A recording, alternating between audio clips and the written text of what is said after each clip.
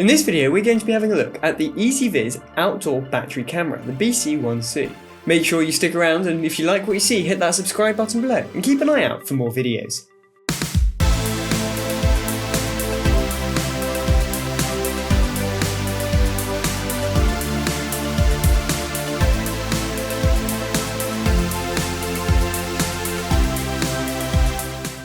Hi, I'm Will from Surridge Tech, and today we're going to be having a look at this. This is the Ezviz BC1C. It is a battery-powered, wireless, 1080p camera, outdoor camera, with a solar panel. So, let's get going and have a look. Annoying use of single-use plastic to protect the box. Stop destroying the planet, people. So we have got cloud documentation thing, packaging, a solar panel, more packaging,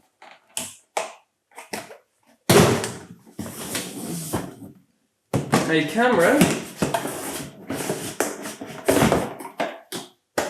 and a bit more packaging. Right.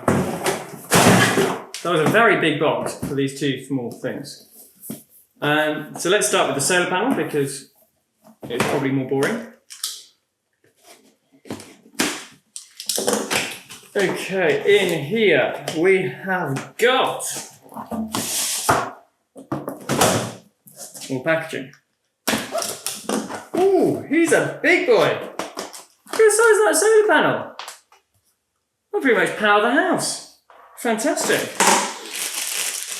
And of course, we have a lovely metal mounting bracket with a swivel ball joint head.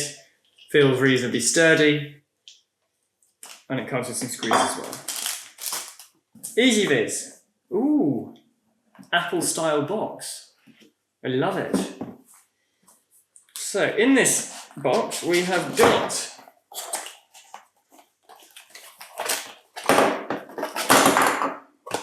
some mounting options. We've got a little USB plug, another one of them that I definitely didn't want. Got a micro USB cable, a ball joint that you can screw to the wall, which is always useful, and then it screws into the unit itself, and an alternative ball joint which is magnetic. We've got a selection of user guides all bunched up in there. And we've got the camera itself, which is small. That is much smaller than I had anticipated.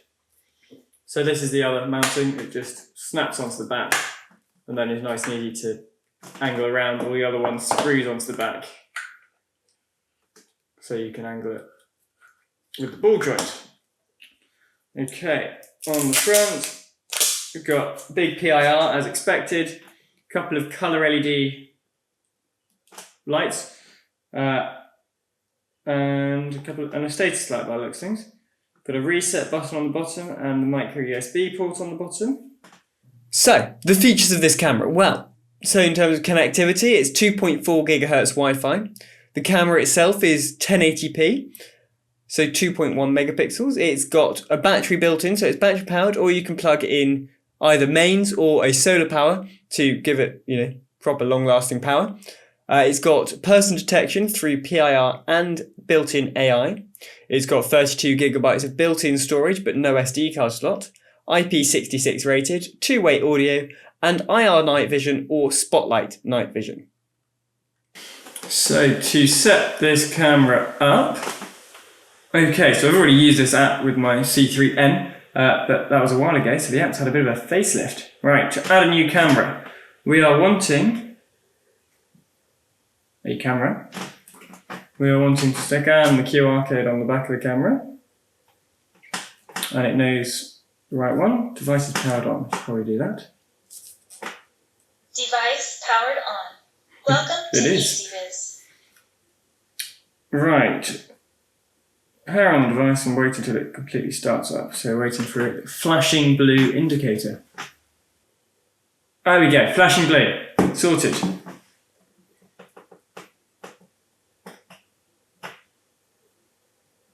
enter Wi-Fi information, join the Wi-Fi network. Yard, how American. Right, now we configure and we wait another period of time. Configuration complete. That was a significantly less period of time. Right, so we've got, I do not want a free trial, which I'm not even showing me as a free trial, but free T or cloud storage. No, thank you. So let's see. Encryption password. What's the encryption password? I don't think there was one. Okay, so we've got, I'm not sure quite where we are in the app. I've got lost in setup. Record mode, we'll keep recording, plug the camera in. Performance mode, clip is a bit longer but saves power. Power saving mode, shorter clip. Super power saving mode, or configure working mode. Okay, so then you can configure it to be power saving during parts of the day or recording during the other parts. Sensitivity settings. Let's go with something like that. Right, no, I don't want a trial. So, in the settings, we've got the name, which is not the name that I just set it. We've got the working mode, intelligent detection, human shape detection. So that's quite good, or just infrared detection. Human shape is obviously a bonus and you don't get silly alerts. Audible notification, light notification, message notification on our side. Audio, intercom with a voice call. Image.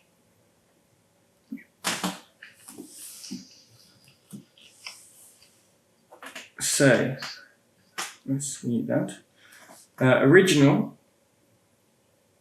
soft, so original, soft, or vivid, with colour night vision or black and white night vision, and OSD. So that just pops the camera name on top. How very nice. We've got light settings with a status light that we can turn on and off, and battery. Cordless, look at our memory card. This is poor app design. Re-at. Meant to say reformat, but there we go. Interesting, we're already down to 29 gigs, so let's use 3 gigs somewhere. Right, so in the camera, we obviously have volume control. We can see our clips that have been recorded. It's not obvious.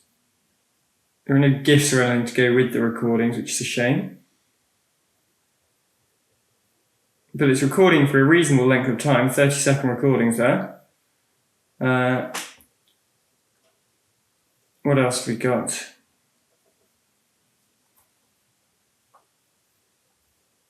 In the settings, we've done all those settings. We can take a snapshot, we can record, we can talk. Hello. Oh, access the microphone. Hello? Hello?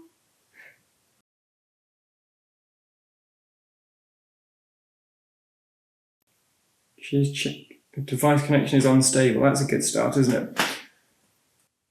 So we can... Christ! We can set an alarm to go off, which I think is quite loud. Either that or it just scared the bejeebers out of me. Definition, full HD, high def or standard def. And we can rearrange these apps. So, oh no, I don't want that. I want... Okay, so not the best app in the world, but not a bad camera actually. Like if I did, where am I? 3x zoom, you know, it's not great by any means, but it's quite clear what's going on. Well, I suppose we can do a latency test, can't we? He says, I mean, that's not bad at all. Okay, so it's a bit slower at high def, but not actually much at all. And a very fast detection. Oh, that's quite nice. I can see what's going on in all these Pijma-Whatsits. And it will just give me a screenshot, and then I have to go in to open it up to play it back. So that's useful. Yeah, that's useful. I think it's not the best designed out, but actually so far the camera isn't bad. So I suppose I'd better test it outside and see what it's really like. Right, so I've had this camera set up for a few weeks, so I think I should share my thoughts. So the built-in storage is good. The fact that it doesn't come with a base station is both a positive and a negative, I find. It's great, it's much easier to set up, you don't have to worry about connecting to a base station or any of that kind of faff, but it does mean that you're limited to storage either on the device or in the cloud. And if you get rid of the cloud option, because I don't like the cloud, if someone nicked your camera, you've lost all your footage as well. I'm also going to say that it's very power hungry. So when I unboxed it, I thought that the solar panel that came with it was huge. It was like 2-3 times the size of the solar panels that come with any of the other battery-powered cameras that I've got. So I tried plugging it into a normal size solar panel that I had spare from another battery-powered camera, and it doesn't do enough, to be honest. It drains the battery, or the battery drains quicker than it recharges. So I think you do need the massive solar panel, which is surprising, really. It does have a cloud home assistant integration, and it exposes loads of sensors through that, and loads of switches, but most of them don't really work. The switches I couldn't get to work at all. The sensors kind of work, but are a bit slow. So it might be useful for things like monitoring the battery or getting a timestamp of when there was last motion detected, but it won't trigger an automation if motion is detected, if you get what I mean.